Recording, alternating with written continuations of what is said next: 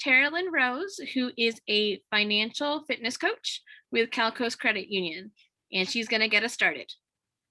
Thank you so much for having us today. I love this topic. Credit is going to be so much a part of your lives going forward, depending on what job you go into, you want to move into your own place. Credit, there's so many things to know about it. And it's one of those things that we don't learn really in high school or in college. So I love going in. For me, it's one of the best games that you can play. So we're going to go over all the tips and tricks in each category so that you can get to a higher level. I liken it to a game, and it's better than Pokemon, better than Pac-Man, because this is really going to impact what rates you pay on car loans, on personal loans, on mortgage loans. As you guys get older, it's going to impact you in a lot of different ways.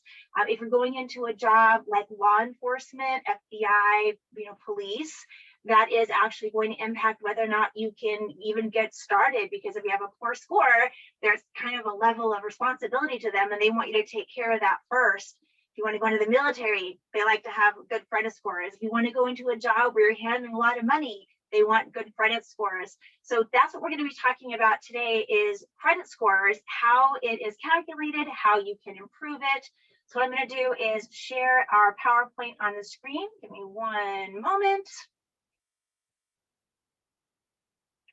Going. All right, and we're going to talk about what affects your score, how to manage your credit score, how to keep it high, be at the top level so everybody looks at you and says, you are awesome, we want to give you money. That is pretty much what this is all about, is whether or not you are going to be a good credit risk. Okay, so credit score, I have this wonderful definition pulled from Investopedia, this long statistically derived numeric expression of creditworthiness that is used by lenders to determine the likelihood that a person will pay those debts. So basically, this score is based on the information on past debts, what you've borrowed, what you've owed, and we assigned this score to this information, and it tells us, are you going to pay me back if I loan money to you? So the whole point of this credit scoring system isn't for you, it's for us as lenders. If I loan money to you, am I going to get it back based on how you've handled your debts in the past? So again, money that you borrowed, money that you owe goes onto a report, and then this score is generated based on that information. So that's what the credit score is all about.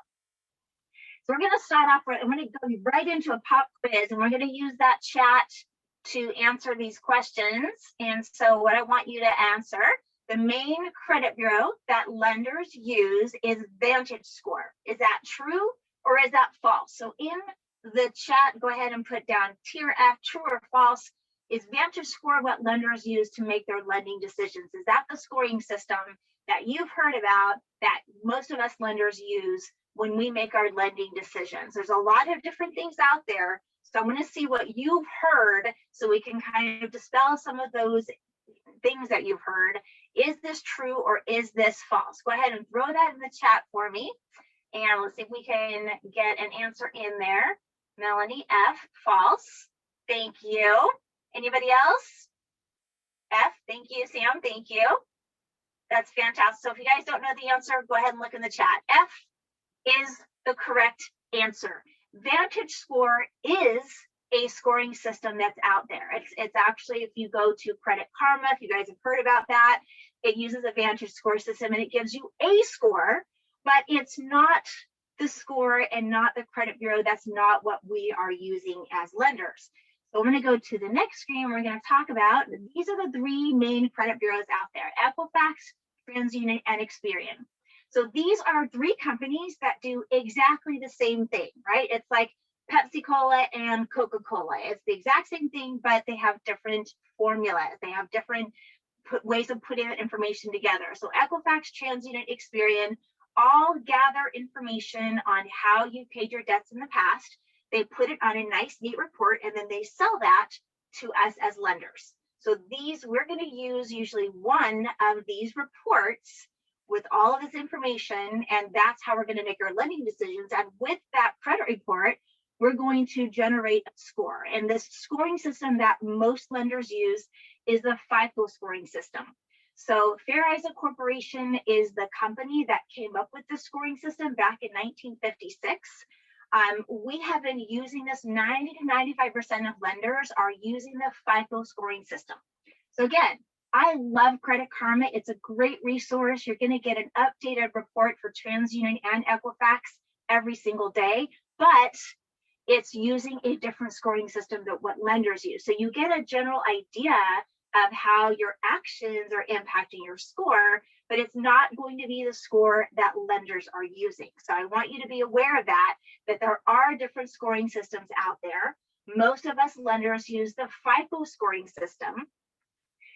And I also want you to be aware, I'm just going to go back once, within the FICO scoring system, there are different models. So this is something a lot of people aren't aware of.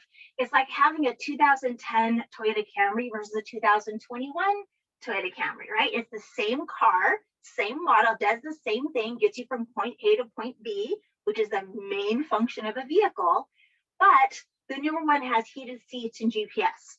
It doesn't change the basic function of that car, but makes it a little nicer, right? But same thing within FICO, there are different models. There's the FICO 2 model, the FICO 8 model, the FICO 9 model, and the FICO 10 model came out just last year, okay? We as lenders have to buy the new model, right? So like same thing, if I have a 2010 Toyota Camry and it's working, it's running, I mean, I might not have air conditioning, I might have to roll the window down, maybe the window doesn't roll down at all, but it's still doing its job of transporting me from point A to point B. I might not shell the money out to buy the new car.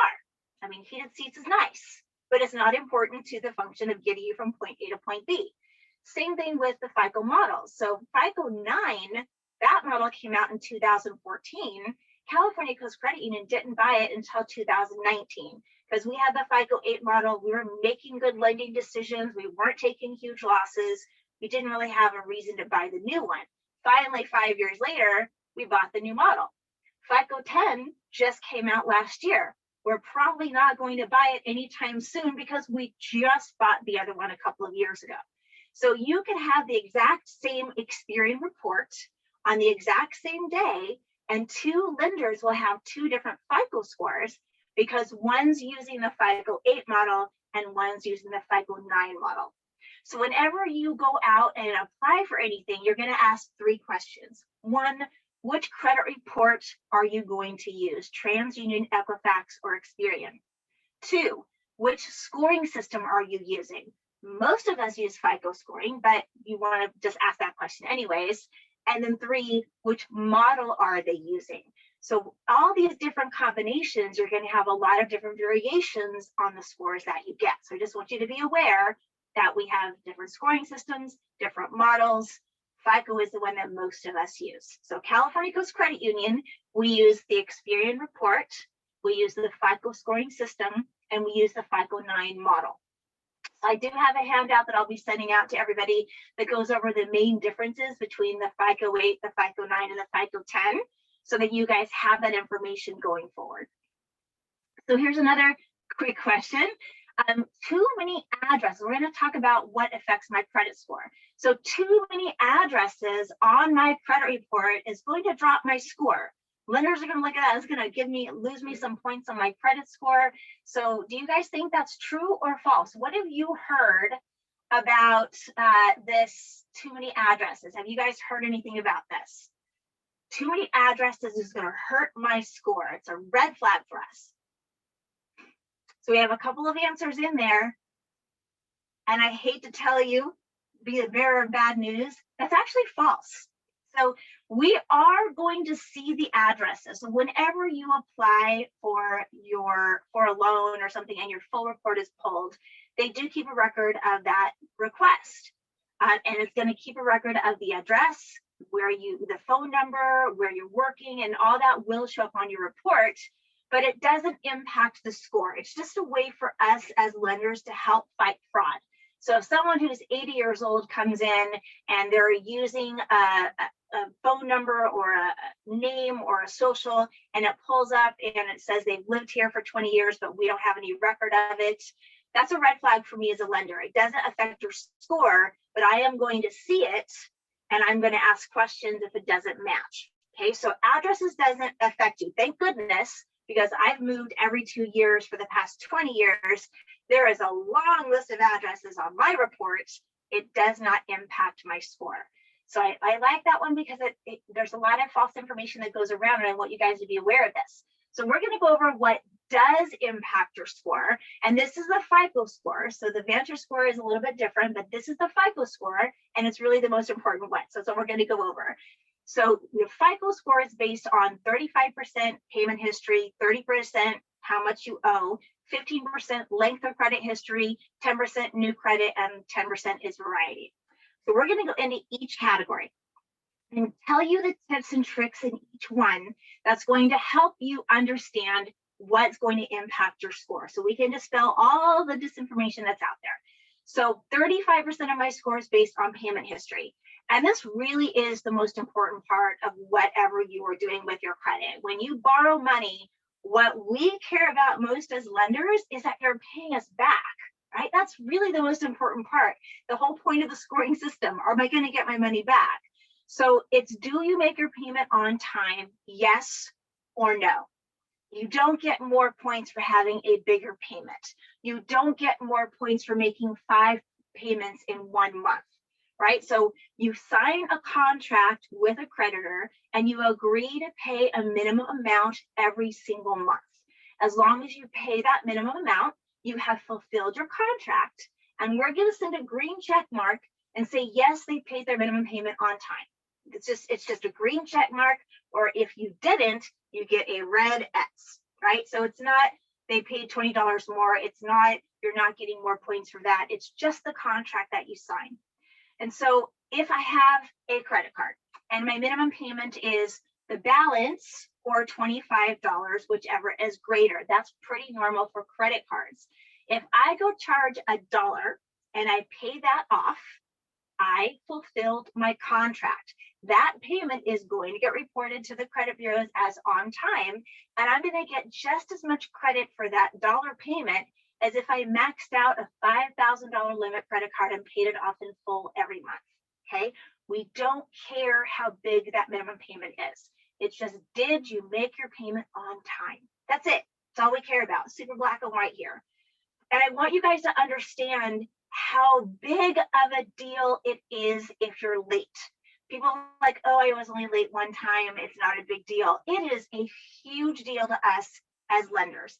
And when we talk about late, we're talking about you're more than 30 days past due, right? So you could be 10 days late on a payment and pay a fee, but us as lenders are not going to report you to the credit bureaus until you're 30 days past due, and then in 30-day increments. So you're 30 days past due, we report you.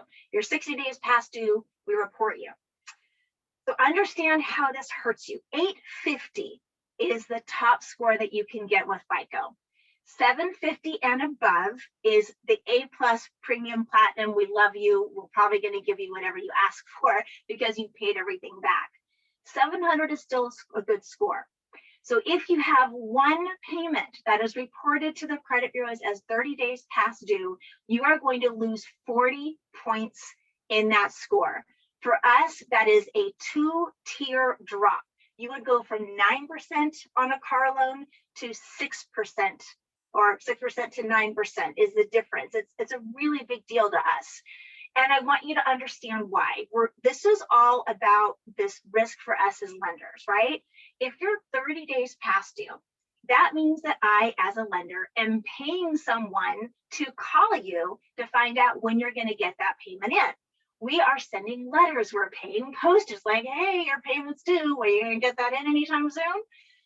So it is a big deal to us because we don't want to spend money to chase you down for you to pay that contract back, right? So all we care about is your minimum payment. Just make that payment, whatever you got to do, sell something, borrow the money, get a second job, get a third job. Don't ever be late, because this 40-point drop in your score is going to take 2 full years of regular on-time payments to get those points back. And that late mark is going to stay on your report for 7 full years. So it will impact lending decisions, even though after 2 years it's not hurting your score anymore. After 3 years, you come in and apply for a car loan, and I see that 3 years ago you had some late payments. I'm going to ask you questions because I want to make sure what happened then is not going to happen to me today. So 7 years, that late mark, one late mark is going to impact lending decisions, and it will hurt your score for 2 full years. So I want you to understand this. Don't be late, whatever you got to do. Okay. Any questions in this particular category, throw it in the chat. I'm going to be happy to go in there and keep a record. We'll kind of go in as we go along. I'm going to stop after each section. So if there's no questions, we're going to move on to the next one, which this is my favorite part, because this one, there's a lot of little bits that are going to help you here. And so what we're going to talk about, let me go back, clicked on something a little too quickly. Get that chat box back up. There it goes. Okay. So 30% of my score is based on balances, right? So this is its overall balances. And this is including student loans, car loans, personal loans, credit cards, mortgage loans, every type of loan that you do. We're looking at your overall balances that you borrowed. The important part here is credit cards, because this is a huge part of that score, that balance to limit ratio. They've made this easy to remember, you guys. 30% of your credit score is based on having balances on your credit cards less than 30% of the limit. So if I've got a $1,000 limit, you never want to carry a balance higher than 300. If I've got a $500 limit, you never want to have a balance higher than 150. As soon as you go over that, it's impacting you in this 30% category, right? So that's a really important thing. And I'm going to tell you this right now, because this is another misconception. You don't want to have any balances reported. So people will say, no, you should always carry a balance on your credit cards. No. We want a zero balance, right? So this is because if you have a balance on a credit card, that means you charged more than you could afford to pay off, which means you're living beyond your income. And we have only seen that go one way. And if I've got multiple credit card balances, that means you're really relying on that credit. And we don't like to see that. I want to see you use that credit card, but pay it off in full and have a zero balance every single month. Zero balance is better. Don't carry balances on your credit cards, which means if I charge $20, I don't need to pay $10 and carry $10 over to the next month. I want you to pay $20 in full. So the trick in this category, and this is going to put you guys ahead of 90% of the people in America, is that you have to know when your creditors report their balances to the credit bureaus, right? It is not the same as the due date. And I use California Coast as an example because I know our reporting date. All of our credit cards are due on the 25th of every month. We report our balances on all of our loans on the 1st. Okay, so you could pay your credit card off in full on the 25th when it's due. And you know, I'm handling my credit awesome. You know, I'm doing really, really good. And then on the 28th, you charge a $300 TV and say, I'll pay it off next week. And you're still going to pay it off in full by the due date. But on the 1st, we are going to report that $300 balance to the credit bureaus, right? And we only report one day a month. So whatever your balance is on that day, that's going to impact you for the next 30 to 31 days. So it's super important that you know when your creditors report. I've actually seen people with 3 Capital One credit cards that all reported on different days, right? So California Coast, all of ours are, due on different days, but we report everything on the 1st. So you could have a credit card that the credit card is always due on the 25th, but you could have a car loan that's due on the 10th. It's not going to get reported until the 1st of that following month. So knowing that reporting date is really important because it's what balance gets reported that's impacting your score, okay? So really, really important that you guys know. And this is where Credit Karma is really awesome. Right underneath the name of the lender, it tells you when that creditor reports their balances. And so that way you can notate that. I actually put it on my credit card. I'll put the due date / reporting date right on my credit card with a black Sharpie. So I always have that information ready to go, and I have a zero balance the day before it reports. And this is where people think you have to have balances on credit cards, because they'll pay it off and then they stop using it and they don't have a payment reported next month, and their payment history gets older and older and the score goes down. They freak out, they charge something, they make a payment, their score goes back up, and they think, oh, I should have a balance. No, but you do have to use your credit cards to keep your payment history current, because your score is based on just what you've done in 2 years, and the most recent history is impacting your score more. So if I pay off a credit card and stop using it, and a year passes, my payment history on that credit card is a year old. That doesn't really have a lot to do with what's going on today. And if I look at where I was 3 years ago, I'm in a completely different place financially. So I, as a lender, don't want to make lending decisions based on what you did 3 years ago, right? People get new jobs, they retire, they get married, they get divorced, they have kids, they just all kinds of different things change. So we want to be more current on what's going on with that lending decision. Okay, this is also where you hear people say, don't close your credit cards. That's actually kind of true, especially if you still have balances on some of your other credit cards, because we are looking at your overall balances. So if I've got 3 credit cards, $1,000 limits, and I've got a $1,000 balance on all of them, so I'm 100% maxed out, and I pay off 2 of them, I still owe $1,000 on one of them, but I have zero balance on the other 2. My overall balance, I'm less than 33%. So I'm pretty close to that 30% on all of them.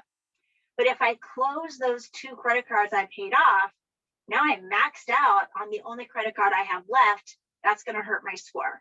So 1, don't close credit cards if you still have balances on other credit cards. But 2, 15% of your credit score is based on length of credit history. So if I am, like, I have a JCPenney credit card, I've had it for 25 years. We only keep 10 years worth of positive information on your credit report from the time you pay off or close a loan, right? So if I have my JCPenney credit card and I close it, then in 10 years, that trade line, all of that information is going to fall off my credit report like it never happened. And I'm going to lose 35 years of credit history because that card is no longer on my report. So you definitely don't want to close a credit card you've had the longest. So whatever credit card you guys get first, make it a good one, because that's the one that's going to establish your 40, 50, 60-year history, because I can have a credit card for 40, 50, 60 years. Car loans, it's a done deal when you pay it off in 4 or 5 years. I pay it off, it's going to fall off my credit report. I'm going to lose that history.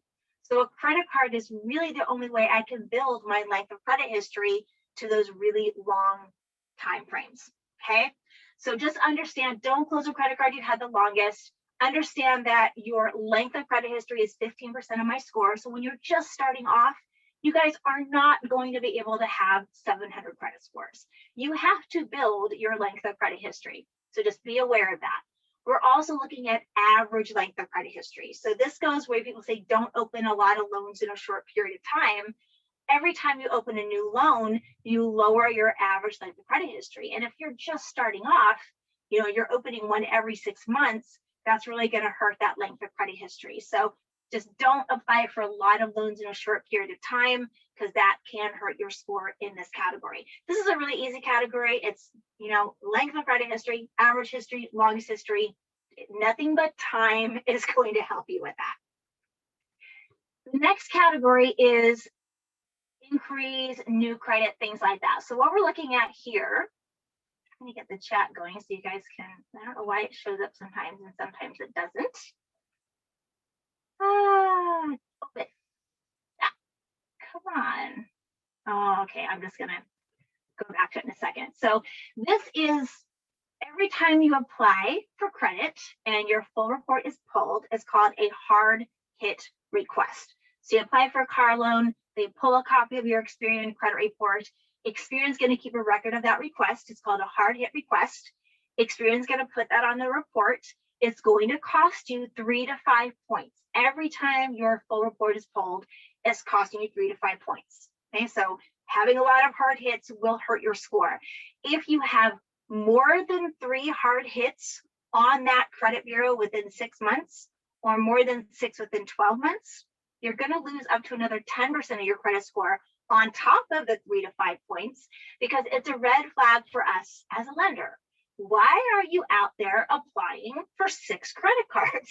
Why are you out there applying for all these loans? What's going on? Are you, your car broke down, you're trying to get it fixed, you're applying for all these credit cards. So either you're getting approved for all of them, which means you have a lot of new debt on there, and we kind of want to see how you handle those first, or you got denied for all of them. So maybe you haven't been at your job long enough, maybe you have no comparable credit, maybe your income doesn't qualify. There's all kinds of reasons why a loan may be denied.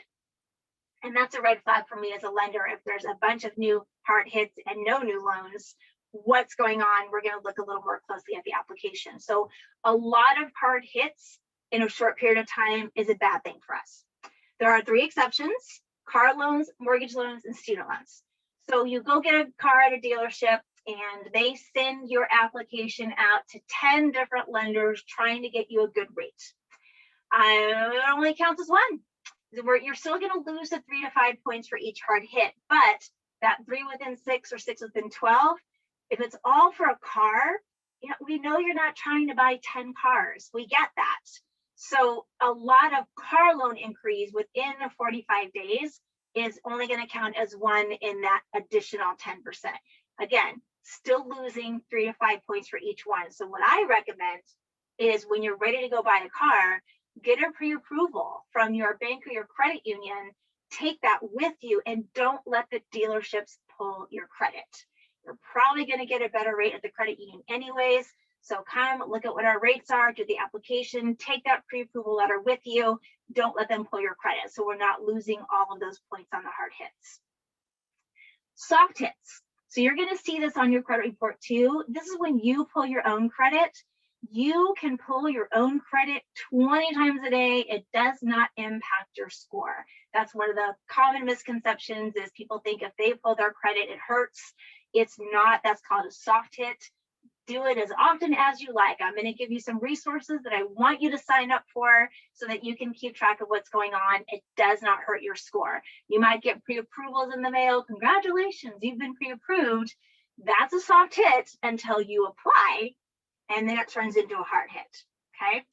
If you have a credit card and you're like, I really want to have a higher limit, and you ask the lender to increase your credit limit, they will do a hard hit. Now, if the lender does it without you asking, that's a soft hit. So I first applied for, I have a credit card and they only gave me like $2,500.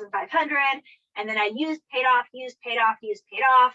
They raised my limit $2,000 in 2 months. I used, paid off, used, paid off. They raised it again, 2,000. I used, paid off. They just kept raising it because I was handling it, paying it off in full, and they were good. They stopped at a certain point. But that's how you get to those higher limits, is you just let them do it. You don't need to apply, because it really doesn't matter if you've got a $10,000 limit or a $500 limit if you're paying it off in full every single month. I always have 100% of that limit available. That's really all we care about. Okay, I have a payment reported, 35%. I have a zero balance, that's 30%. I keep using that and doing that every single month. My credit history grows, that's 15%. So I want to do that with my credit cards, use and pay off. That's affecting 80% of my credit score. So really important that you handle your credit cards that way. Any questions about that section? So Josh put in there, we offer free financial wellness resources. If you go to Enrich, there's going to be some more information about credit. I'm also going to give you some other resources. I just want to let you guys know there's a ton of information on credit on our website. It's a great resource for information on everything financial, so do encourage you guys to check that out. The last 10% of your credit score is based on variety. So what we're looking at is, we want to see how you handle more than just a credit card, right? My minimum payment is $25 and you're paying that on time. That's great. but how do I know you can pay back a $15,000 car loan with a $300 minimum payment, right? So I want to see how you handle more than just a loan. People who just have a credit card, you can still get to the 700 range if you've had that credit card for 20 years and you use it every month, you pay it off in full. I have seen scores above 700, but it's easier if you have multiple types of credit cards, car loans, personal loans, student loans, all of those different types of loans. We want to see more information because that helps give us a better idea of how you handle different payments, different types of debts, right? If all you have is a car loan, if you don't make your car loan payment, we take your car.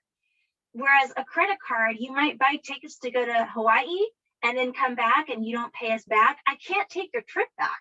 There's no collateral, there's no security. It's just based on your word that you're going to pay us back. So it's an unsecured debt payment with a credit card versus the collateral secured debt payment that you're going to have some consequences. So people say you don't have to have credit cards. I personally think you should have 3 credit cards as you guys go along. You start with one, use payoff, and understand. I want to go back one. I forgot this one part on the previous one, is that anytime you open something new, your score is going to go down because you lost points for the hard hit, you've lowered your average length of credit history, and you're not going to get credit for the payments until you've had 6 payments reported. So you always want to wait for 6 payments to be reported, knowing the reporting date, until you apply for anything else. So I tell people, get your first credit card. Use payoff for 6 months, apply for another credit card. Now I've got 2 credit cards that I can use. I have my Netflix that gets reported to one. I have my cell phone that gets reported to the second one. And I have a third one that I use for gas. I pay it off in full. So I've got 3 payments, 35% of my score on 3 credit cards plus my car loan, 4 payments that are always being reported every month. So 4 payments is better than 1 payment, right? And if you ever want to buy a house, most lenders want to see 3 trade lines with a year's worth of history. So if I just get 3 credit cards and use and pay those off every single month, I am going to have that year history. My history is going to grow. That's really the easiest way. And I know people are going to yell at me for telling you to get a credit card, but really, if you are handling it well, paying it off in full every month, don't charge more than you can afford to pay off. That really is the quickest way to build a good credit score.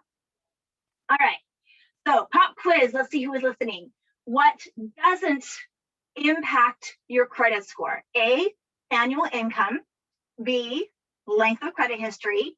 C, addresses. D, all of the above. Or E, A and C.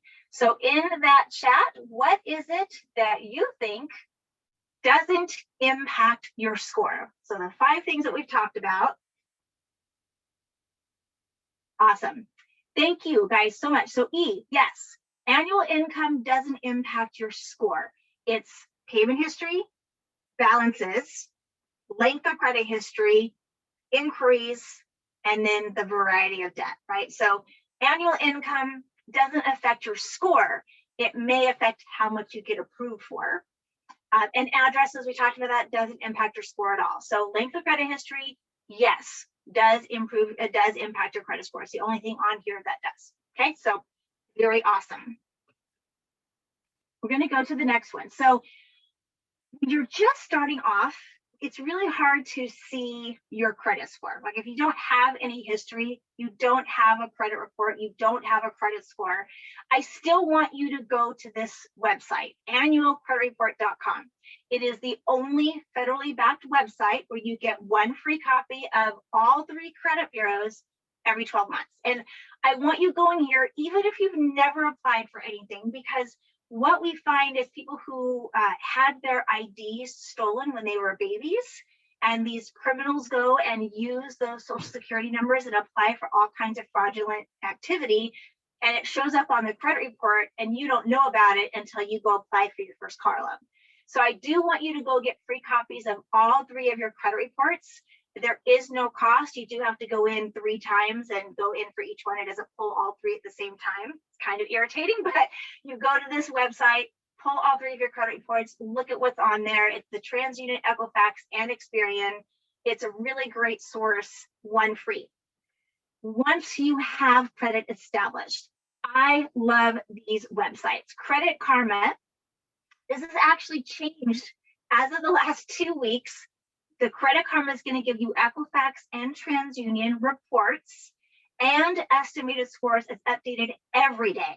It used to be every 7 days. Now it's every day. So it's a really awesome resource to see what's going on with those two reports, understanding that it does use the Vantage score system. So this is not what lenders are going to use when they make their decisions, but the reports are. Like if you have a lender who's using TransUnion, that report is what they're going to use. So you can see how it gets refreshed every day.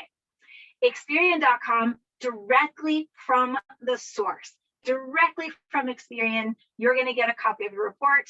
Sometimes it gives you a score, sometimes it doesn't. I don't know what the difference is. But if you go to Experian and get a free copy of your report and you don't get a score, you can go to credit.com and get the free Experian score. Those are updated every 30 days. So you might have new information, but it's not going to show up until Experian refreshes the data, and they only do it once a month.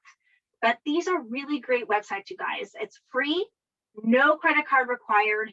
You do have to have some type of credit to have them because they pull information to verify your identity. They're going to ask you some questions, and if there's not enough info on there, they can't verify you. So go to annualcreditreport.com, get your free copies. Once you've got debts and 6 months reported, you can go in and sign up for these free sites. I highly recommend it. Free, no credit card required, doesn't impact your score at all. It's a great resource. Okay, we're just starting off. It's really hard to get a new loan when you have no history, because a lender is going to pull your report and there's nothing on there for us to make a good decision. So we are going in blind. We are crossing our fingers and hoping you're going to pay us back, right? So these are the 5 things that we look at as lenders to make lending decisions. Credit is definitely a big part of it. It's going to be easier to get credit when you have credit, when I can see how you handled your debts in the past. Capacity is, can you afford this? We're going to look at if I make $1,000 a month and I'm applying for a car loan and it's $500 a month, half of my payment, half of my income is going towards paying that loan. How am I going to pay for gas and food, right? So we usually don't like to see more than 40% of your income going towards debt payments, including car loans, student loans, credit cards, all of it, okay? So we're going to look at, can you afford it? Collateral is, how much are you borrowing compared to the value of that item that you're trying to borrow the money for? So like a car loan, right? This comes into play, like even good credit scores can get denied. So I want you to understand credit is an important part of this. It's not the only part. So when, what's the car? The Tesla first came out, and the vehicle, the market value, they were saying it was worth $30,000, but it was selling for $50,000 because everybody wanted one. So people were selling the car at $50,000, but the retail value is only $30,000. I'm not going to give you $50,000 for a car that's only worth $30,000, right? The collateral, the loan to value is way too high for us. So I saw 800 credit scores get denied for Teslas because the collateral wasn't there. We usually go 100% loan to value max. So they would have to come up with the other $20,000. So capital is another thing we look at, and that's what do you have in your savings account, in your retirement plan. So if you're coming in and applying for that Tesla and you're going to put $20,000 down, and I look at your retirement, you've got, $500,000 in there, we'll probably approve you for that. But we're looking at the whole picture. And then conditions of the market really has nothing to do with you. Back in 2008, 2009, we took a lot of losses as lenders. Even people with 800 credit scores were walking away from their homes because it wasn't worth as much as the loan they had. And so they just walked away from the loans because they didn't put any money into it. And so we took these huge losses. And so we stopped doing loans at 100% loan to value. You had to have 20% down. You had to have some collateral, some money to put into it. We did not do 100% loan to value. Not because people weren't, you couldn't do it. It was just we were going to be a little more careful because we took a lot of losses. And same thing with this past year. People have lost their jobs. People have been furloughed. People have been really struggling. So we're probably going to be a little more careful on what we're loaning, and has nothing to do with you. It's just going to affect the decisions we make because the market is a little tighter. So those are the 5 things we look at. And it's really hard when you have no credit because we don't have really anything to make that decision. So how you can get credit, the easiest way is if you have someone in your family or a friend who can add you as an authorized user to one of their credit cards, then that information will show up on your credit report. So when it was opened, the limit, the balance, all of the payment information will show up on your report. Now, you are not legally liable to pay it back. So it doesn't help you as much as if it were actually yours, but this is a really good way for people just starting off or trying to build their credit. I did this with my daughters, and it gave them 40 points on their score because I added them onto a credit card I've had for 20 years that I use every month and pay it off, has a great limit, great payment history, and that showed up on their reports and helped their score. The easier way is a joint application with someone who has established credit, because now we're going to use their credit score and you're going to get full credit for everything that happens with that account. So that's going to help you more than just being an authorized user. But maybe you don't have anybody who's willing to be an authorized user or add you joint or apply with you, right? Maybe it's just no one wants to take that. It's a really hard thing because if you don't make your payments on time, it's going to hurt my score. So joint applicants, I'm usually pretty hesitant about that. So what you can do is a share secured installment loan. And this is a really weird type of loan. It's you put $300 into a savings account. We place a hold on it so you can't pull it out. It's still there. You're still earning the dividends, but you can't pull it out. We're using that as collateral, and we'll do a $300 loan. You pay it back $25 a month. That payment history gets reported to the credit bureaus. We don't pull credit. It's a guaranteed approval because we have your money as collateral. There's absolutely zero risk to us. We don't pull credit, guaranteed approval. So that's the easiest way to build your own credit on your own is a share secured installment. It's a fixed loan. Once the $300 is paid back, it's done. You want to have at least 6 payments reported. So people go do this and they pay it off in 2 months. I think they're doing awesome. No, we want payment history, at least 6 payments reported before it's going to help your score. So don't pay it off right away. You can get a share secured credit card, but we do pull credit and that will be eventually closed. I'm not a big fan of the share secured credit cards. I'd rather do the installment loan. 6 months later, get a regular credit card that I can use, pay off, use, pay off, use, pay off. 6 payments later, get another credit card and just build your credit that way.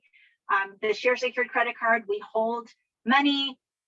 We have to close that account eventually, and then you have to get another credit card. So not a big fan of those. If you do the installment loan, that's the easiest way, then move on to a regular credit card after 6 months.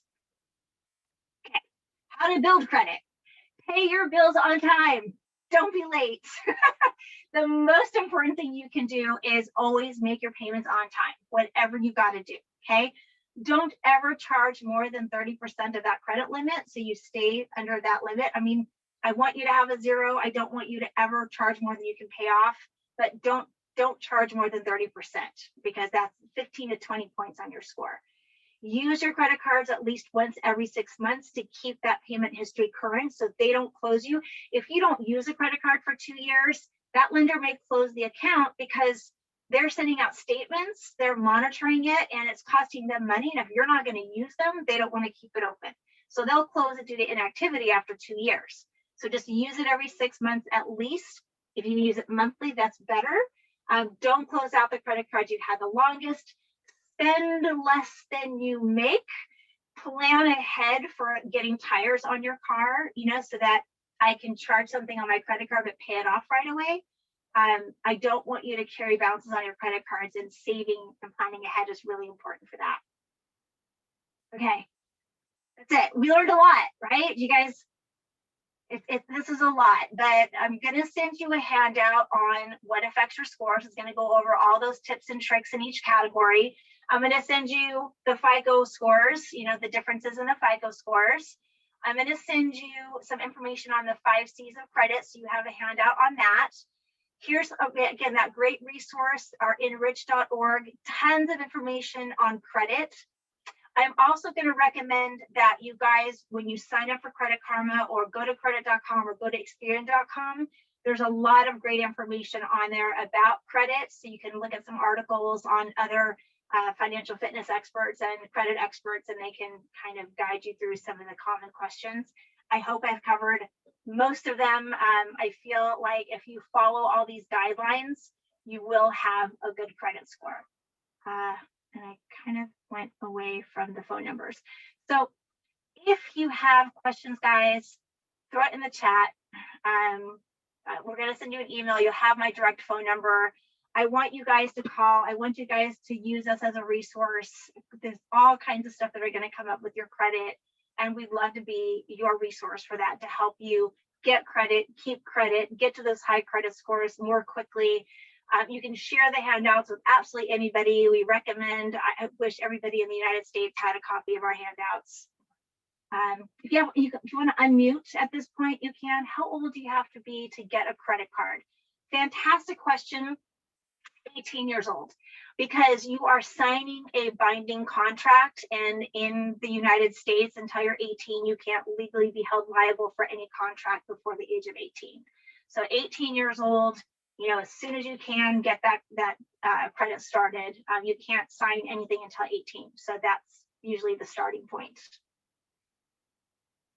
It's a really good question. You said we should have zero balance on credit cards. Do you mean we pay them back by then? Okay, so this is just California Coast Credit Union. All of our credit cards are due on the 25th. We report on the 1st. So what I want you to pay your bills on time, right? I want your payment paid on the 25th on the due date, but make sure that you have a zero balance the day before it gets reported. So I want a zero balance before it reports. So if I use it again on the 28th, and I charge $300, I want to, by the next day, pay off that $300 so that on the 1st, I have a zero balance, right? So I have my Netflix get charged on the 18th. I pay it off on the 19th. It gets reported on the 25th. I have my cell phone that's due on the 1st. I have it go to a credit card that is due on the 15th. It reports on the 18th. I pay it off as soon as it gets charged. So if I'm using my credit card, I want to make sure it's paid off in full, whatever I charge, paid off before it reports. And CalCoast, we report on the 1st, but it's at 4 o'clock in the morning. So you're not going to be able to come in on the 1st and make your payment on time to have it reported. You're going to have to wait a whole nother 30 days. So it's that reporting date, and every lender has a different date. And if you just call in, they're probably not going to know that answer. You just call it into our member service center. They're not going to know that CalCoast reports on the 1st. I know it because that's my job. If you go to Credit Karma, it does show on Credit Karma underneath the name of the lender. If you have Experian and you sign up for Experian, it says balance updated on. So it's that wording that you're looking for. Balance as of, balance reported on, balance updated on. That's kind of information you're looking for. So you want to know the due date, pay it on time, but have a zero balance before it reports. That's probably the biggest trick, is having that payment history every single month. And if I've got 3 payments, that's better than 1, which is why I recommend 3 credit cards. I have Netflix on one, cell phone on another, my other I use for gas, pay it off in full. So I always have 3 payments reported. I always have a zero balance because I know when they report. That was a very long answer. Does that make sense?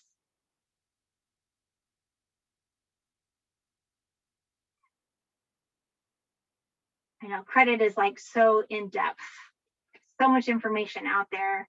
And I've seen credit experts say that you should have a balance on your credit cards. And no, it's just have a zero balance. It's way better for you. Don't pay interest. Like, especially when you're starting off, these lenders are going to want to charge you 26% because you're a higher risk. No, when they say your payment is due on the 25th, no, they are going, I've actually seen one that was due on the 7th and reported on the 26th. So this huge time frame between when it was due and when it reports. So it's not necessarily, maybe it's due on the 1st, it reports on the 29th. It's just, you have to look at the report to see that information. There's no set, it's due on the 5th and it's going to report 3 days later. That's not the way it works, because there are a lot of lenders who allow you to pick your due date, and we still always report on the 1st, right? So you can have a car loan that's due on the 2nd. It's not going to get reported until the following month on the 1st, right?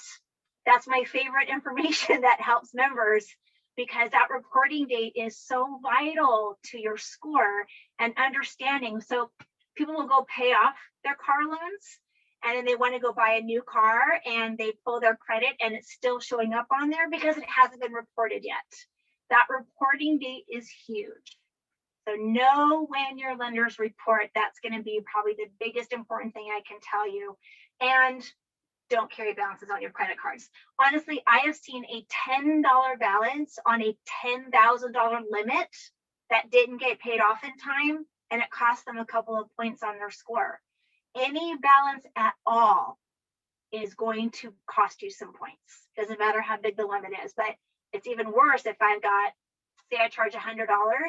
So if I have a $10,000 limit versus a $500 limit, it's the percentage is bigger on the smaller limit. So that's one benefit of having a bigger limit.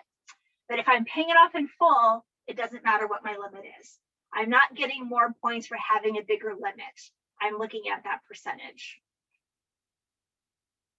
Crazy, right? I love credit stuff. Any other questions about credit? Anything that's come up in your lives? Or I know getting started is hard.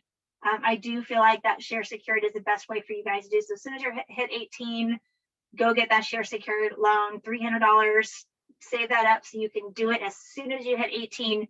Go to your credit union bank and say, I want to do a share secured loan, get that credit started. 6 months later, you do have to have a job for credit cards. The share secured, we don't pull credit. We're not looking at income. It's a guaranteed loan, so you don't even have to have income. But a credit card, car loan, personal loan, you do have to have income to qualify. So usually want you at a job for about 6 months before we use that income. Any other questions, guys?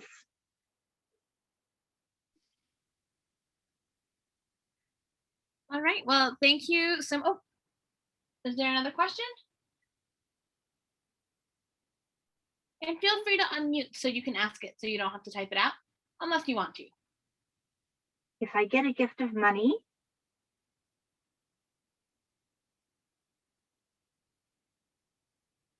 I'm hoping there's more to that question. If I get a gift of money, can that be used for investment? Absolutely. We don't care where the money comes from. You're just putting it into your savings account, and we can use that as collateral for the share secured loan. If you want to invest in, the stock market or things like that, that's a totally separate conversation. Can I use it to have my own card and be responsible for its credit history? So you can get a share secured credit card. They do pull credit. You do have to have income. It does have to get approved, which is why I typically don't even bother with the share secured credit cards, because if I just do the share secured installment loan, I don't have to have income. It's a guaranteed approval. My credit isn't pulled. I have 6 payments reported. I now have a credit score. Then if I've got income, I can go ahead and get a regular credit card after 6 months of the share secured installment. So I am not a big fan of the share secured credit cards, because if I can get a $300 share secured, I can probably just get a $300 normal limit. There's not a big risk to us as a lender with a $300 limit. So we're pretty easy when you're starting off, that we'll do $300 without the share secured. And it's easier if you have that installment loan, no credit pulled, guaranteed done, don't have to have income. It's a great way to start off. So I hope that answers that question. I'm not a big fan of the share secured credit cards.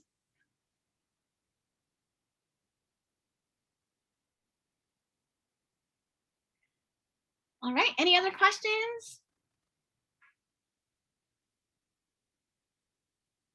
All right, if not, thank you so much for joining us today. And thank you, Tara Lynn, for all the useful information. I know I learned a lot that I didn't know. And I've been an adult for quite some time. So this has been super useful. And then this presentation will be sent out at a later date. So thank you again. Thank you guys. Have a great rest of the day.